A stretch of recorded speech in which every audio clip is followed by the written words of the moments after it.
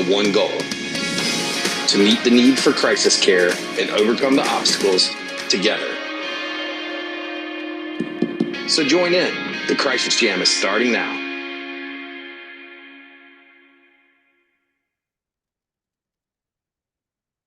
All right, guys. Well, thank you for joining me in what I like to call the most fun hour of the week. We have a very amazing fireside chat for you this week with Tom Gruber that will be moderated by our friend of the jam, Dr. John Draper, on the ethical frontier of AI. If you joined us for the backstage pass, we've already started sharing some information with each other on AI and our AI usage, but I'm very much looking forward to this conversation today. Before we go there, we're going to circle back to that question, right? We've got ChatGPT, Copilot, Gemini, Claude, Perplexity. I'm going to check that one out. Which AI tool do you use most frequently? Which one has the seal of approval from the AI and tech folks in your household or workplace? Make sure you let us know in the chat. And while we're doing that, make sure you also check out crisisjam.com. It is our new website. For those of you who remember the old Crisis Talk website, that's converted to crisisjam.com, and everything you need is there. You see in the corner, you've got the Jam Shop. As you scroll down, you can register to watch us on Zoom. You can also watch us on YouTube. That's the live stream. Get the newsletter so that you're staying in the know.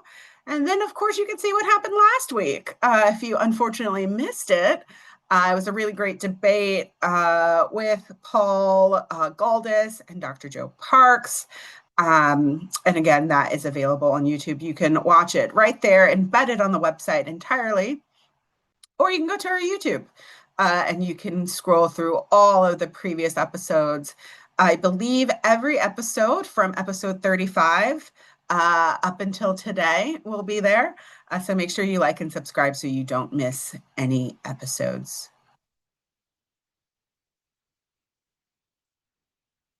Okay, so we're heading into our breaking crisis news. I'm going to ask Kristen from NRI to come and share a little bit for us. So Kristen, the floor is yours. Thank you so much, Laura, and thank you all for having me on the Jam. Good morning or afternoon, depending on where you are. Thank you so much for having me. I do have a couple announcements or breaking news for the session. NRI is working closely with NASHBID and JBS International on the SAMHSA state TA contract. And as part of this initiative, we're coordinating a series of crisis-focused peer-to-peer learning sessions. I'm excited to announce that our next session is this coming Monday, February 23rd, from 3 o'clock to 4:30 Eastern. We're thrilled to have Wendy Morris from NASHBID facilitate this session, and representatives from Georgia, Louisiana, and Maryland will be sharing about the great work that they're doing related to crisis services for individuals with co-occurring mental health and intellectual and developmental disabilities. They'll be talking about how they're training their workforce and the resources that they make available to this population.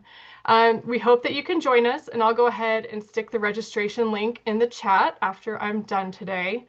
Also, NRI has just started sending out its state mental health agency profiles components for fiscal year 25 about SMHA public mental health service delivery. The crisis component was sent earlier than the rest, collecting information about all the crisis services and the implementation at the state level that you all are doing. We sent it out early so we can collect data hopefully earlier, as we're using these data for a national report on the status of crisis services. The remaining components went out last week, and those are focused on housing, financing, mental health services, organization and policy of the State Behavioral Health Agency, as well as workforce. We know that's a topic always in need of addressing. If you have any questions about these components, please don't hesitate to reach out to me or our profile's email address, which I'll also stick in the chat. And just to plug, in alignment with the theme of today's Crisis Jam, we do have some questions focused on the use of AI at the state level, the policies that you have related to that to make sure it's being used appropriately and effectively. And also hot off the presses, and so you can see how we use the profiles data. We've just posted 3 new profiles reports based on fiscal year 24 data focused on financing mental health services, financing behavioral health crisis services, as well as the SMHA's roles in implementing the National Suicide Prevention Guidelines. All of our public reports are available online, and I'll again put that link in the chat. And if you're a state and you need access to the secure site with all of the profiles data, please send us an email and we can see about getting you a login for that. And with that, I'll hand it back to you, Laura. Thank you so much. Thank you, Kristen. So much great learning happening. So very excited for that. If you can check it out, so much great stuff always coming out of NRI. So also to put on your radar, there's a national survey for mobile crisis co-responders and alternative response programs. So we have a QR code here. I think we're also going to post a link in the chat. But this is, we heard this last week for those who joined us with Leah Pope and Dr. Amy Watson and Michael from Columbia. Trying to get a national survey to see where all the mobile crisis, co-responders, alternative response programs across the states. You can see that there. If we know folks who are in North Dakota, looks like we're waiting on some responses there. This is going to really help us ensure that we know the state of the crisis continuum across the country. So yes, Michael Compton, thank you, Jessica. Appreciate that. So if you can complete this survey, if you fall into those groups of the 4 folks who should take this survey, make sure that you do. You have a chance to win a gift card, and you're doing your part to help us, get a good check of the landscape. All right, guys, I hope you're feeling that fire because we are coming up on our hot seat Q&A. Of course, anyone who participates in the Q&A will get a code for the crisisjam.shop where you can get electronics. I got a lightning cord, t-shirts, whatever you want, mugs. So if you are interested in being a part of the hot seat, let us know. Put it in the chat or reach out to us. So with that, let's bring our folks for the hot seat up today. And if I can recall correctly, or if you want to come off mute and let me know who's in the hot seat, we can get this question started. Okay, I think Kelly, I knew it was you. Oh, did you unmute me? Okay, cool. I was like, well, I can't come off mute. Okay, perfect. Thank you. Yes, and you're I'm so going worried. No, you're going to do great. And we've got in the hot seat with you Rebecca Boner, who's also a student who studies under Dr. John Touros. Okay, yes. Hi. Thank you, Kelly and Rebecca. Hi. Thank you for being a part of our hot seat. Thanks for inviting me. Yes. Okay, so we are going to ask you a question. You'll see here, we've got 2 handsome fellas with some dueling daffodils. One of those individuals is Dr. John Draper, and the other one is Tom Gruber. They have been friends for a long, long time, going way back when. And so as, they're having conversations as friends do, Tom shared with John that blank was coming, and it would change the way that people would connect everywhere. What do we think that blank is? Feel free to talk it out. If you're in the audience and you want to drop in some feedback or help, go ahead and do that. Make sure you fill out that poll in front of you. I see the gears turning, Kelly. What are you thinking? I'm gonna go. I'm trying to be like, how old do I think everyone is? I'll go with C. See the smartphone. How about you, Rebecca? I don't know. This is tricky. I'm leaning towards electronic mail. Electronic mail. And just to recap, we've got AI therapist, social media, a smartphone in your pocket, electronic mail, also known as email. I think so. I think I'm gonna go with electronic mail. Mm-hmm. All right, we've got, this is close. 30% of the audience thinks it's AI therapist, followed by email, then the smartphone, and then social media. So that's what the audience says. Let's see what the correct answer is. Drum roll, please. All right, it's electronic mail. John, do you want to come up and give us some context to this conversation? Yeah. Tom and I were talking, as we often do, it's spirited debating about various topics, and he was telling me about this, and I thought, oh my gosh, that sounds great. And he said, yeah, it is really great. It's going to be connecting people everywhere in ways that we could never imagine. And then I thought about it for a minute, and I said, actually, Tom, I'm a little worried about this because for people who are socially awkward or socially anxious, I'm afraid they're going to spend more time emailing each other than actually talking face to face. Years later, we revisited this conversation and we agreed that we were kind of both right. I love that. Yes, I think that's a fair way to split that.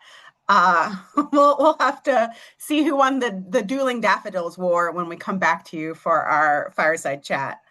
But thank you, Kelly and Rebecca. You guys will both get a code for the Crisis Jam shop, but we also have, I think, one more with you all.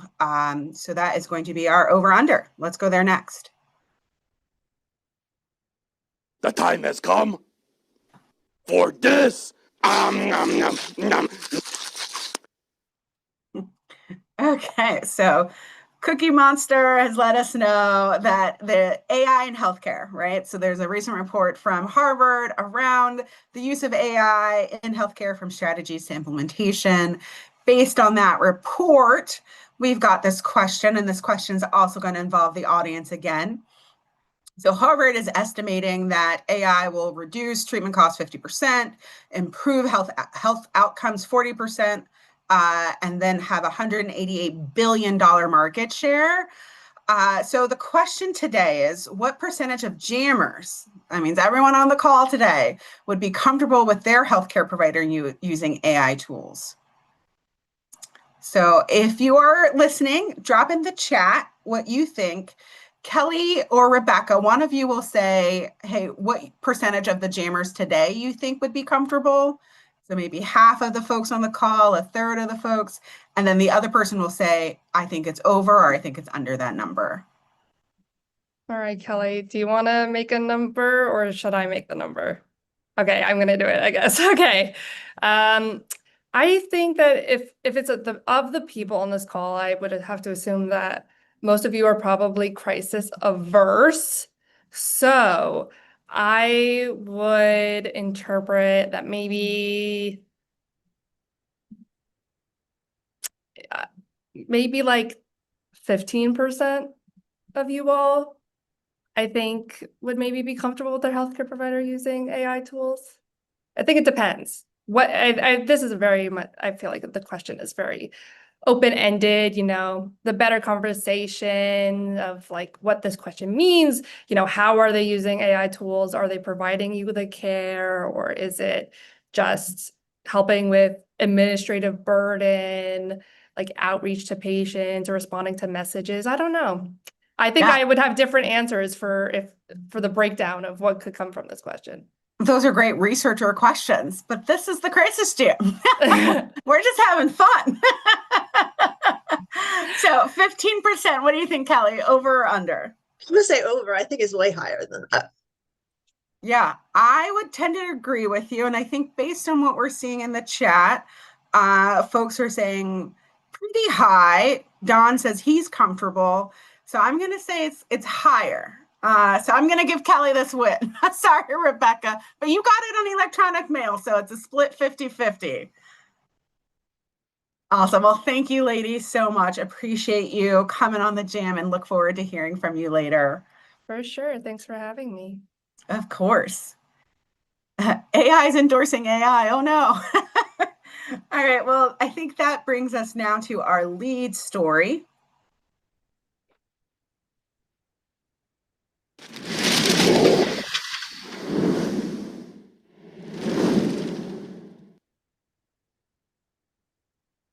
Okay, and for this fireside chat, I'm going to turn it over to Dr. John Draper. Thank you, Laura. Tom Gruber is a visionary entrepreneur and AI expert, and Tom is renowned for his role as CTO and co-founder of Siri. It's the groundbreaking voice recognition technology that we all know about that was acquired by Apple in 2010, and he's also a product designer and advisor. And Tom has a passion for leveraging artificial intelligence to enhance human potential. And as he blends the deep technical expertise with a commitment to ethical innovation. As a highly sought after speaker internationally, everybody loves to hear Tom talk about what he envisions the future as basically a place where technology and humanity can thrive together. And Tom is lesser known as my old buddy, whom I met as a rival debater at another Houston high school many, many moons ago. So Tom, you were telling me the other day, listen, welcome. And from Hawaii, no less. That's probably, is that a real background? That is actually, that's my view. Yeah. Beautiful. All right. Well, you were telling me the other day, probably from that balcony, what is happening with AI now over the coming year or two is a lot of people are saying it's very similar to the arrival of electricity at the turn of the century, the 20th century. But you said, no, it's actually more like the discovery of fire. Did you think when you were creating Siri that you were rubbing two sticks together that would one day become a cultural wildfire? Is it arriving in the way that you imagined it to? Well, yeah, no, I mean, it didn't arrive the way I imagined. Everything was going kind of smoothly and slowly back then. And so we were kind of happy to put our stick in the ground for history and bring in the conversational interface, but we certainly didn't bring in what happened in 2022 when the chatbots arrived on the scene that could actually understand English completely and have a conversation with you. That happened exponentially, as they say. So, things were kind of going up, and then all of a sudden, boom, they exploded. And the explosions are just beginning to unfold. It's still moving exponentially, meaning that things are changing at doubling rates of every few months. So it is, you do feel the fire. I mean, I like another metaphor I like to use is the tsunami. We're kind of on a big wave. Right. And it's either like going to swamp us or we're going to catch the wave. But we better get our surfboards out because it's happening fast. Well, even before 2022, Tom, you were talking about the ethical uses of AI. And boy, do we really need that conversation now. So what are your guiding principles, your advice to people and to companies who are seeking to develop or apply this powerful technology? Yeah, thanks, John. That's an important one. I mean, people ask about how do we make good choices in this, and the answer isn't just do the right thing. There are some principles, and one is that there's been sort of two kinds of AI projects throughout the history of AI. And one is that the pursuit of making intelligent machines kind of for their own sake. So in that path, you see things like celebrating that it could beat Kasparov at chess, or beat the Go, Lee Sedol, and so on. As it starts to beat humans at things and go, yay, AI is getting good. And then this is good work, but it's a different approach. The current version of that is we're going to automate all white collar work. And so the other path, which I call humanistic AI, is essentially an ethical choice that you choose to do AI projects that are aligned with human needs. That is, that the purpose of the project is to do something humans already want to do and do it better, usually by augmenting human intelligence or capability, or possibly collaborating with them. And so if you look at the world through that lens, you see that you can, where you start your project or the way you enter into integrating AI in your work will have a big impact on the ethical consequences, the moral consequences that you have to face later. And so, for instance, if you start out saying, hey, I want to solve human needs, well, one of the first things that comes to mind is what are human needs worth solving? Right. Well, it's a really important advice. I mean, rather than worrying about what AI is going to do to hurt us, now is the time, as you're saying, for leaders and visionaries to use AI as a tool to actively solve great problems that face us. Exactly. Yeah. And in fact, I would use the word moral imperative. We're at a point where So look, we know a few things about AI. It's moving incredibly fast, faster than most any technology we've ever seen before. Moving in the sense of improving and changing. We also know that it's omni-purpose. That's why it's being compared to fire and electricity. You can do everything with it. Anything that requires cognition as a service, you can do with this. But it's also, at the same time, we know what we don't know. We do not know the future. The future is extremely hard to predict.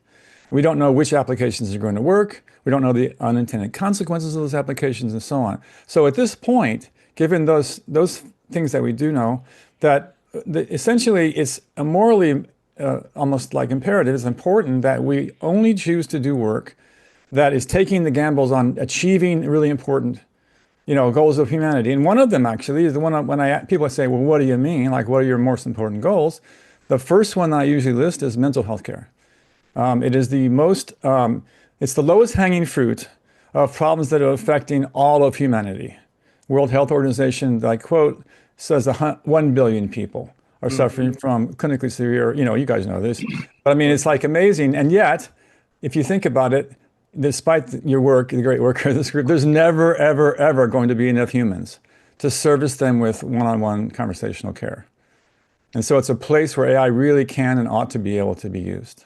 And what you're saying, essentially, this is a moral imperative, actually, for us in the mental health world to be actively, intentionally engaging as experts with AI developers to solve some of these great problems that we all know exist in mental health. And you're saying one is that we just don't have enough access to therapists, psychiatrists, psychologists.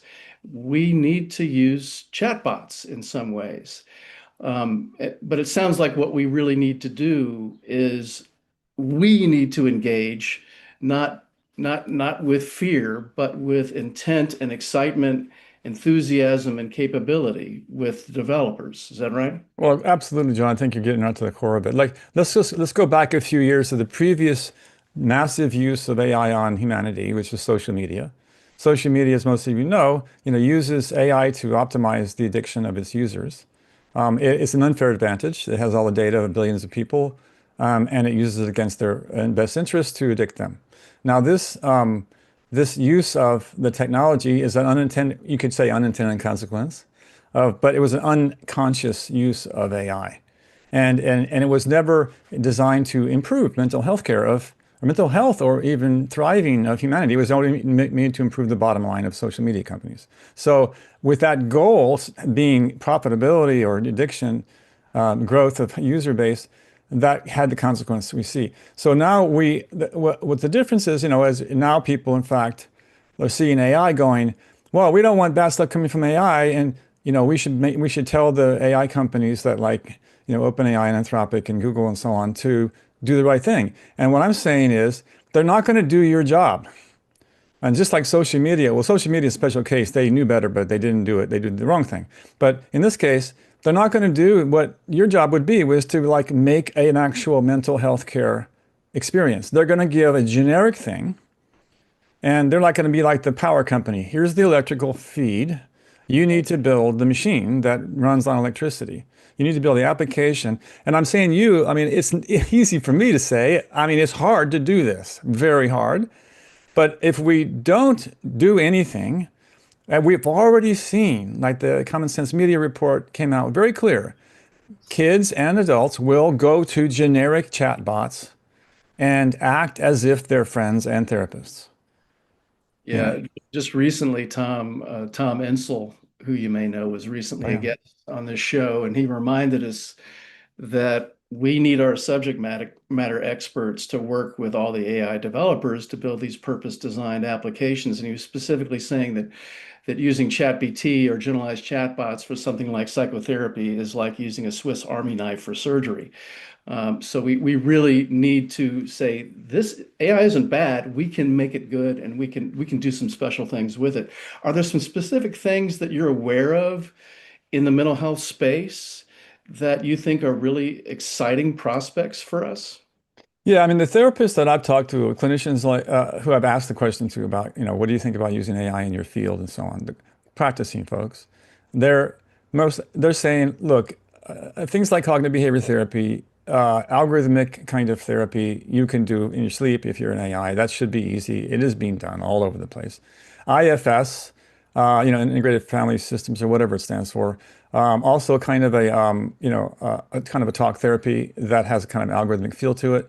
That also works pretty well in the modality of conversation with an AI. Now, it doesn't mean you just say, "Hey, go do IFS." You have to, work on how do you build an AI that actually listens and remembers. Those are unsolved problems right now. How it remembers about you is kind of a hard problem. But those are some low-hanging fruit for therapy. Now, and the kinds of conditions I'm hearing people say, yeah, we think it could, anxiety, depression kinds of things, PTSD in some sense, probably not schizophrenia and psychotic breaks and things like that yet. Although the diagnosis of those things has been shown, AI has been extremely good at predicting psychotic breaks, better than humans. See that. From very subtle signals. Yeah. Yeah. And other things like, but then there's other things that are sort of adjacent to, straight out therapy. If you think about, you're now in a relationship with another agent. Yeah, it's not human. It does talk a good game, and it can pretend to listen pretty well. So what else can you do with that? Well, first of all, the thing can help you remember. And so memory is sort of the foundation of cognitive function, right? And so if we can sort of raise the level of everyone's memory with augmentation, then you can not only help, folks on the sort of the able-bodied end, like remember the name of that, someone's wife or, whatever it was when was the last time you saw them? So social grace kind of, but all the way down to the, grandma's losing it and we don't want to put her in a home, but she's having trouble remember things. Can we help her stay at home longer? Mm-hmm. Remember to take her medicines, remember how to reach her family and so on. Those are real low-hanging fruit applications, and there's folks building those applications. I'm advising some of them. There's happening today. Again, this is not going to be built by somebody in Silicon Valley working on machine learning models. It's going to be built by professional subject matter experts. Well, regarding these mental health applications, Tom, that can help us solve human problems, I got to ask you this. This is reminiscent of a previous conversation we've had. That we have a growing problem with loneliness and human connection. And our recent Surgeon General Vivek Murthy called this a loneliness epidemic and put out a huge report on what we should do about this. And Mark Zuckerberg, he suggested that AI companions can solve the problem. Meanwhile, Princess of Wales, Kate Middleton, thinks that machines and screen time are actually what's causing the problem. So as we're likely to become more reliant on AI, what do you think the role of AI could be in addressing the problem of human connection? Yeah, that's a good question. I mean, there's the guy who wrote the book Bowling Alone. He's got a new one out that really addresses this issue pretty well. How can technology how can structural things in the society, including technology, help facilitate, societies that are have less loneliness? But in principle, the AI conversational partner can be a collaborator in lots of ways.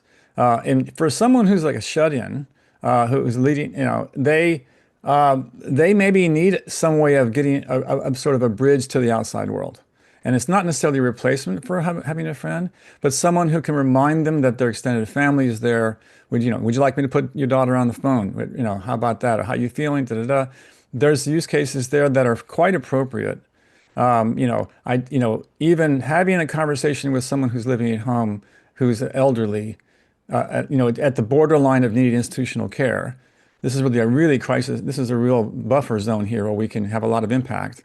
And in those cases, having continual conversations with them will improve medical compliance, that is taking their pills and so on, but also give the signal to the machine to help detect things like you can detect from the tone of voice, not the tone and character of voice, a stroke within 30 seconds of a conversation. AIs can now. They can also take blood pressure measurements by looking at your face and the heart rate. And so there's a lot of benefit from just having what used to be human contact, but now it'll be machine contact. But it doesn't replace, of course, the fact that when that contact is made, it's like, hey, time to go to the doctor, call your doctor or call your daughter, or you just, get out and walk around. It has that effect. I think I shared with you, Tom, this statement from a number of experts. It was spearheaded by Ursula Whiteside, who's going to be in the roundtable in just a little bit, that we sent to a number of leaders in AI and I believe the federal government as well. And one of those recommendations was basically, for whenever there is a need for humans, don't substitute for that. Say, hey, let me help you connect with a human wherever that makes sense. I am not a human. I can't solve that problem. And it reminds me, what do you think should be the role of government, academia, and civil society in all of this? Yeah, well, that idea the basic idea that there's certain bright lines of transparency that ought to be guaranteed, like labeling rules, like we do with food in the U.S. You can see whether it's poisoning you with sugar or not, or alcohol. You can see it in a label, what's in there, okay? And we forget that, that was a kind of a government thing that we did. It's a regulation, but it has huge impact on the ability for people to self-manage their healthcare and self-improve, right? Well, you want the same thing for our mental health and AI. If something is pretending to be a person who exists, who's faking a person, that should be against the law. That's against the law in many fields. If you're a policeman, that's against the law to impersonate a policeman and so on. Yet apparently we think it's fine to do that, in political games. Now, that's also, you can generalize that and say, might want to be against the law to impersonate any person without saying you're a person, by saying you're a person when you're not. So fraudulently representing yourself as a human therapist or a human anything, if you're an AI, will confuse people and obviously break down the trust. And so there's a small number of these are very, very small asks for government, right? Just set the rules, a little labeling, a little transparency. This is not a free speech hit. This is just like, this is an AI talking, so you know what you get, right? I think you can go beyond that, where you can start to say, well, what is the responsibility of a provider of AI? And there's a whole body of law called fiduciary responsibility law, which applies to doctors and accountants and so on. That said that you can be sued if you put your own personal best interest above that of the client. I don't know if it applies to psychology as well, but it's an important body of law. The reason it's there is to create a trust relationship between the person and the provider of the service. And that wasn't by accident either. That happened because we had government there to help us set those guidelines. Tom, I'm so thankful for you joining us today and really appreciate, I know it's very early there in Hawaii, and thank you for giving us a little picture of Hawaii, but most importantly, your incredible knowledge. We could talk all day, and maybe we will some other time, but thanks for joining us. And Laura, I'm going to switch it back to you. Pleasure. Thank you so much, John, and thank you, Tom. What a great discussion. I could listen to you both all day, but I'm going to bring in our roundtable so we can get some thoughts on that fireside chat. So for today's roundtable, we are very lucky to have coming back from the trivia hot seat, we have Kelly Davis, who's the Vice President of Peer and Youth Advocacy at Mental Health America. And joining us is Dr. Ursula Whiteside, the CEO of Now Matters Now. Kelly, I'll go to you first. What are your thoughts and reflections here? I think that I agree, and I think that the ethics piece and making sure that people know what they are engaging with is important. I would say that I think one of the most important things that is not offered to people is like harm reduction, so they don't know how any of this works. And I think that's one of the most important things, right? So if you know that the longer you use these models, they get kind of weird, you can make a different decision, right? If you know the limitations of the models, that's also important. One of the things that I just wrote a paper, I think there's a couple things that I think are most important too. That common sense media, I think one of the biggest problems, and what I found in this paper that I just wrote, is the core competencies of peer support almost map directly onto why people say they use AI. And if we don't I think it's wrong to not build out the other thing. If we know that people are coming to this for reflection, for relation, like for if they're ashamed to talk to other people, then we can't just say don't do this. We should give people alternatives and kind of the gap in between. So I think that is one of the things that I feel like gets left out of a lot of the conversations, is even if we figure out how to support people and say, this is a tool, this is how it works, this is what mental health care is, this is how it works, the huge gap in between is what gets left out of those conversations. So I think the ethics is important, but also that we have some answers and an existing infrastructure to build the like in between where people can better choose based on their needs, what to engage with. Kelly, I liked how you were talking about the reasons people go to chatbots there are similar reasons that they go to peer support or they desire peer support. But we also know that like the accessibility of peer support, this is still an emerging field. It's not as easy to access as we'd like. It's not as easy to get paid for as we'd like. A lot of people who are joining this meeting understand that more than anybody else. I think the speaking to the transparency is so important. Just like I got a couple calls from my mortgage person, like over the last couple weeks, they like call me back. Finally, I answered when they called, and about like 20 seconds into the conversation, I started thinking, is this like an AI chatbot? And they wanted me to schedule with the person that I had worked with in the past. And finally, I just said, are you an AI? And they said, yes, I'm an AI, like, let me know how I can schedule you. And it was this weird, twisted feeling of like, wow, I've been worried about this person I haven't been calling back, who one is not a real person. Two, this person, the sound of their voice, very empathic, very socially skilled, but it was some of the like very sort of like pauses that cued me in, or maybe it's like at the end of a breath, or maybe it was the missingness of the breath that cued me in to that, and it did leave me with this weird feeling. And I've yet to reach out to the broker and just say that, hey, that was kind of weird. But going back to what we were talking about, Tom and John, about there are simple things that we can do to label, like, this is an AI, that's what's happening right now, and we should be informed and we should know about that at the bare minimum. And that, these organizations who are doing this work are some of the most brilliant people in the entire world, and they've got a lot of things to do, and there's something new at all moments. And so it really does seem like smart policy is what they need in some ways to help focus that energy and that attention in the areas that we need them to. That like we really need to do this very, very well in order for us to take advantage of this enormous tool.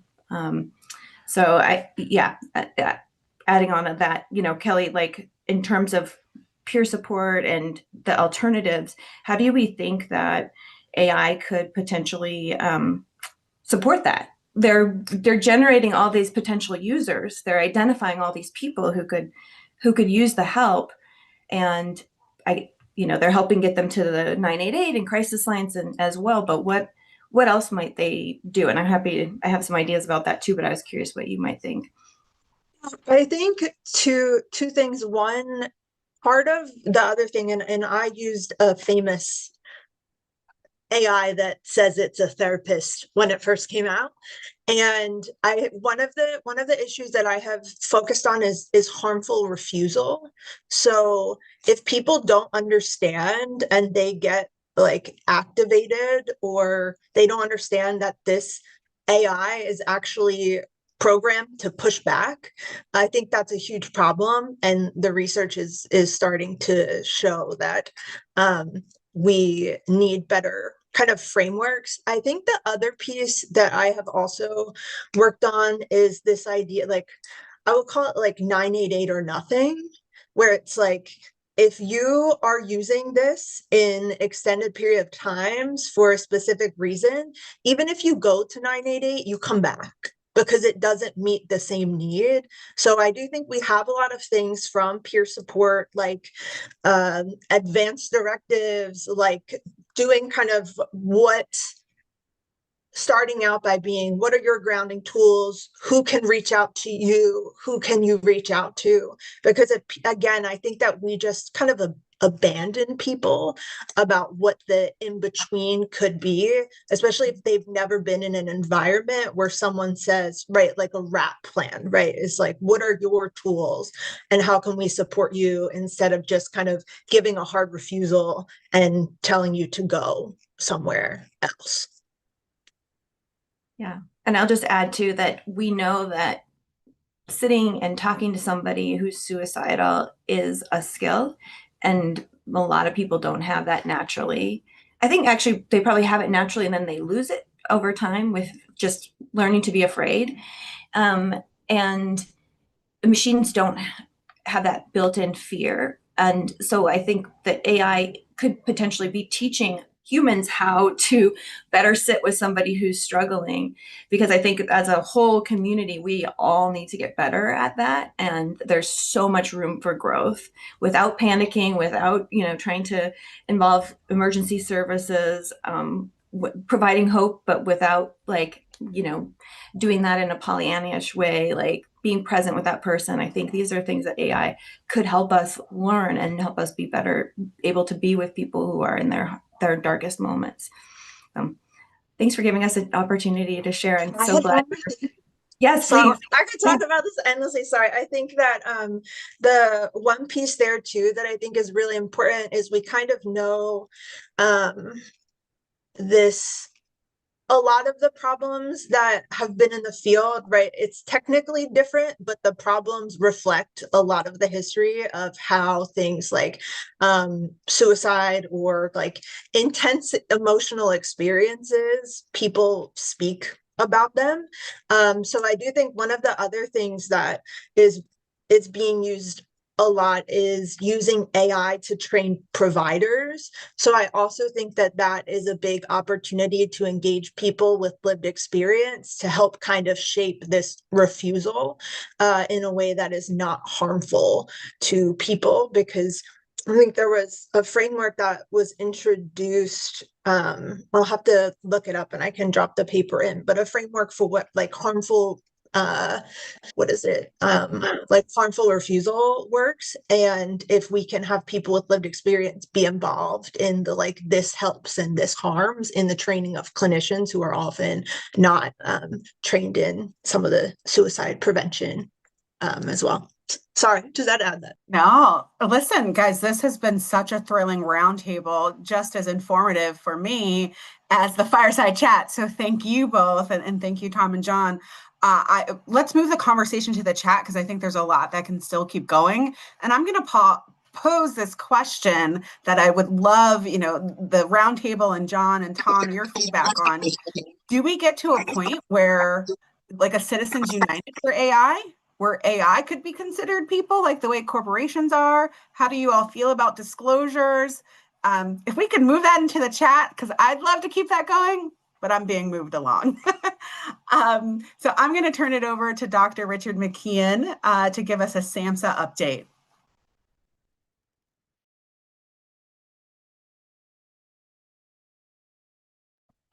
Richard, you're muted.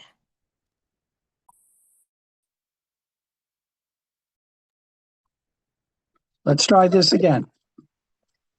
Okay, so glad to be back in the briefing room here on the Jam. A couple of things that I wanted to mention. As most of you may well be aware, the cooperative agreement for the 988 Suicide and Lifeline Administrator is currently on the street. The closing date for that is February 27th. So that's in 9 days. So if you haven't gotten your application in, or you are considering putting in an application, be aware that that time is running out. And there are a number of requirements in terms of applying for all SAMHSA grants that can sometimes take, some time to set up as well. So if you're wanting to put in an application, do get yourself started. And also for everyone, keep your eye out for the next 3 988 grant opportunities that will be coming down the pike. The state and territorial 988 grants, the tribal 988 grants, and the crisis center follow-up grants. They will all be following, so please be alert to those as well. We'll certainly share on the Jam when they are out. Just going to mention 2 other things. I've been preparing for a talk I will be giving at March 4th on 988 rural communities and suicide prevention at HRSA's Community Rural Opioid Response Grantee Meeting. And as I'm preparing for that, 2 things struck me that I just wanted to emphasize. One, of course, is that we know that suicide rates are higher in rural communities, they're higher in rural states, and in every state, they are higher in the rural parts of that state than in the urbanized and suburban ones. So that's an important piece we'd like you to keep in mind. The other thing is that I was reviewing some research, and Dr. Michael Schoenbaum from NIMH was a co-author on this study. But what they did was they looked at mortality among everyone who presented to an emergency department in the state of California over a period of several years.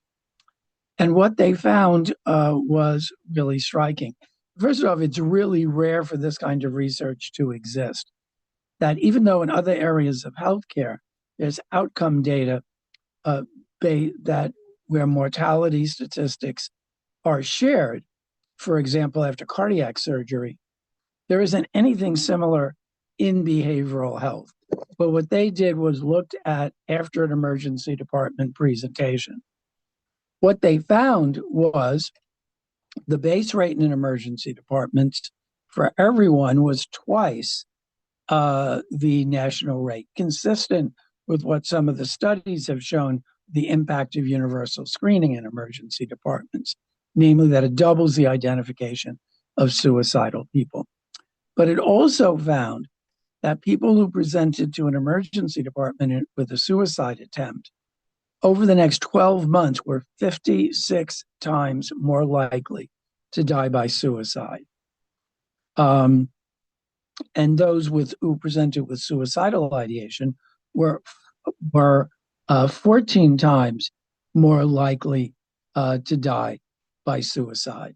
But in addition, what they found was the relationship between suicide and accidental overdose. Those who have been seen for a suicide attempt or suicidal ideation had also higher rates of accidental death as well as death by suicide.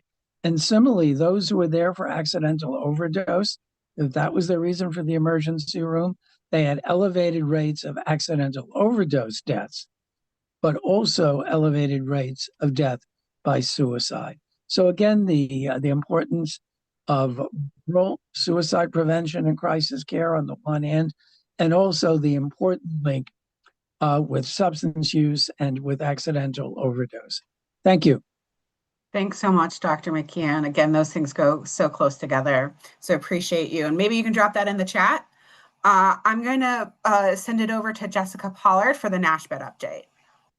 Thanks, Laura. And I had my camera off during the fireside, so none of you all could see me vigorously nodding and appreciating those unsurprisingly excellent insights.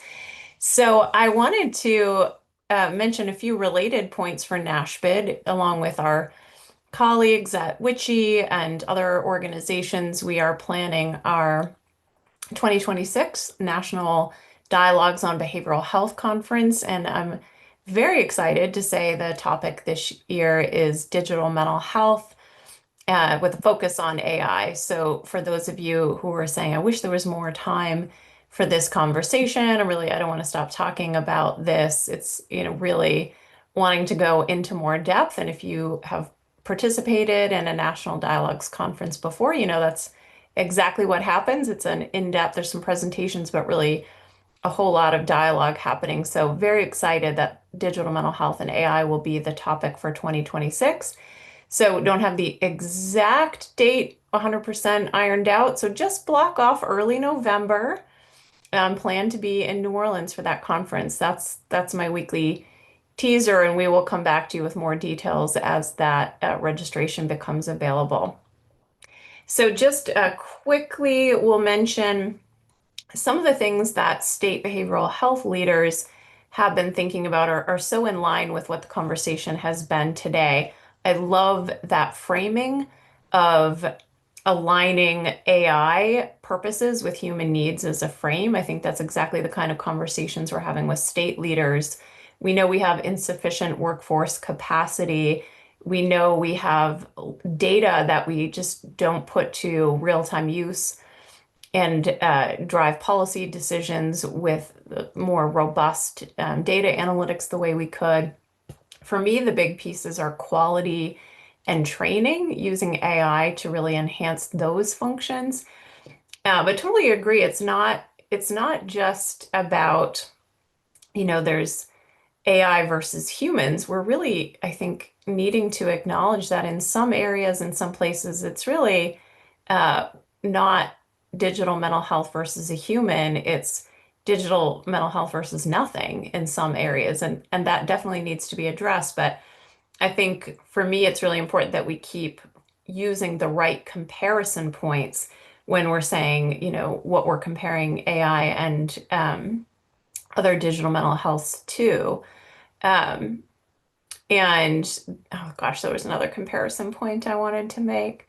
I lost my train of thought. That's okay.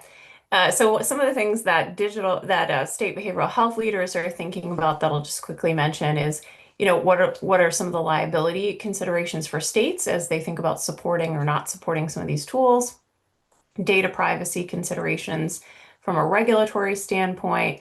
Also, what are the guardrails that we need to be thinking about for preventing improper use of clinician tools? So for example, I mentioned last week on the Crisis Jam, I use it to review the writing of my documents. I don't use it to generate my notes, but some people do ambient listening or using AI to generate content. How do we make sure clinicians are actually reviewing that? What are the responsibilities of making sure the tools are used properly? This was the comparison point I wanted to make. So we think the state leaders are interested in crisis and chatter AI. How do we make sure that good guidance is provided by chatbots, by AI? And again, I want to make sure we're thinking about the comparison point. If I go to my postal carrier and say, hey, where do I get good mental health services? I'm not asking the appropriate place. I'm not going to hold the postal service accountable for that knowledge. But where is the line for state leaders to be thinking about when and where it is appropriate to be holding accountability? What's the implied kind of therapeutic description for these things that we want to say, okay, if you're calling yourself this is when you have that responsibility. And I'll give it back to you, Laura. Thank you. Perfect. Thank you, Jessica. Again, great questions. And I think NASHBID has a convening coming up in the summer. So another place, if we're looking to continue these conversations, that we recommend. With that, I'm going to keep us moving, and I'm going to turn it over to Daniel Heron from Vibrant and Samira Schreiber from NAMI for our state updates. Great. Thank you, Laura, and hi, everybody. Just want to share a couple of state legislation updates now that 43 states are in active legislative session. Going to start by highlighting Alaska Senate Bill 196. This was introduced last year as a 90-day telecom fee that would have created a 98-cent monthly telecom fee and is estimated to generate between $6 to $8 million per year for the Alaska 90-day crisis system. This bill had a hearing before the Senate Labor and Commerce Committee last Friday. So it's good to see that that bill is still live and moving in FY or in 2026. I also want to flag in Oklahoma, House Bill 4092 would establish a 988 trust fund, a sort of a designated place to store 988 funds. The bill doesn't actually provide 988 funding, but it's sort of that first step that we see a lot of states take as they look towards more sustainable funding for 988 and crisis services at large. That bill had a hearing last week, and also it was passed out of the House Appropriations and Budget Health Subcommittee, and is now pending a full vote before the committee. And with that, I'll pass it to Samira for a couple more updates. Hi, everyone. Just wanted to share a few states are addressing the recent removal of the LGBTQ plus specialized services Press 3 option. And California is one of those states. They introduced AB 1450, which would set up a state level LGBTQ plus Press 3 option. And then Washington has a bill to increase their 988 fee from 40 cents to 60 to 80 cents. And then it also includes that they can use those funds generated for the specialized services.